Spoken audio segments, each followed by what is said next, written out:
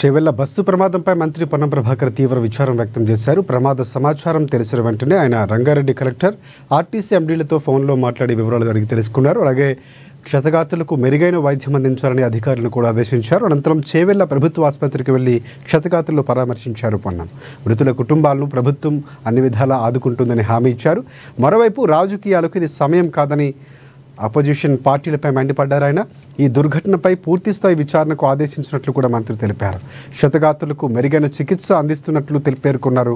ప్రధానంగా ఈ ప్రమాదంకు tipper wrong రూట్లో రావటం వల్లే ఘోరం జరిగినట్లు తెలిపారు. ఆయన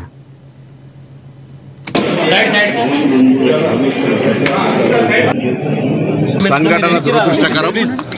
సంఘటనను ఎవరు రాజకీయం చేసేటువంటి అవసరం లేదు.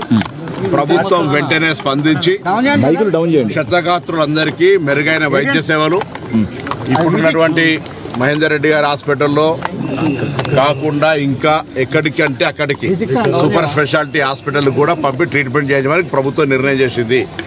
అదేవిధంగా చనిపోయినటువంటి వాళ్లకు అందరికీ ఇక్కడనే పోస్ట్ మార్టం చేసి వాళ్ళ యొక్క బాడీస్ను వాళ్ళ కుటుంబ సభ్యులకు అందజేయడానికి నిర్ణయం తీసుకుంది.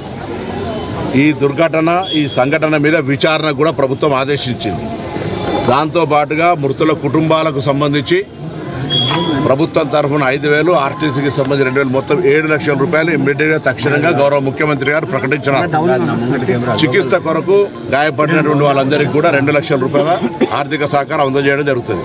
దీన్ని తదుపరి కూడా కొంత ఇంకా పేదలు ఉంటే అక్కడ ఉండేటువంటి పరిస్థితులలో ప్రభుత్వం మాననీయ కోణం నుంచి పరిశీలన చేస్తే తప్ప ఎక్కడ కూడా ఎవరికి ఇబ్బంది కలిగే విధంగా ఉండదు. ఇందులో ఇది ఒక దుర్ఘటన. దీనికి సంబంధించి రాజకీయాలు మాట్లాడేటువంటి సరి అయినటువంటి సమయం కాదు. రోడ్డు లేదా ఇతర తదితర విమర్శలకు సంబంధించినటువంటి వేదిక కాదు ఇది. వాటి మీద తదుపరి మళ్ళీ మాట్లాడదాం. విచారణకు ఆదేశించినాం. మృతుల కుటుంబాలను ఆదుకుంటా ఉన్నాం. క్షతగాత్రులకు సంబంధించినటువంటి సరి అయిన మెరుగైనటువంటి చికిత్స అన్ని రకాలుగా మొత్తం మా ప్రభుత్వ ప్రతినిధులు అందరం కూడా ఇక్కడ ఉన్నాం. మొత్తం ప్రభుత్వం ఏంది ఇప్పుడే టెలికాన్ఫరెన్స్ చీఫ్ మినిస్టర్ గారు, చీఫ్ సెక్రటరీ గారు, గౌరవ ఈ జిల్లా ఇన్ఛార్జ్ మంత్రి శ్రీధర్ బాబు గారు, మా ఆర్టీసీ ఎండీ, సిపి గారు, కలెక్టర్ గారు, అందరు ఉన్నతాధికారులంతా కూడా ఇప్పటిదాకా టెలికాన్ఫరెన్స్ చేయడం జరిగింది. తక్షణమే అన్ని రకాల చర్యలు తీసుకోవాలని అన్ని డిపార్ట్మెంట్లకు సంబంధించిన అధికారులకు ఆదేశాలు ప్రభుత్వం ఇచ్చింది. కంకరకు సంబంధించినటువంటి టిప్పర్ గుర్తిన సంగతి మీరు చూసినారు. ఇది ఇన్సిడెంట్, యాక్సిడెంట్.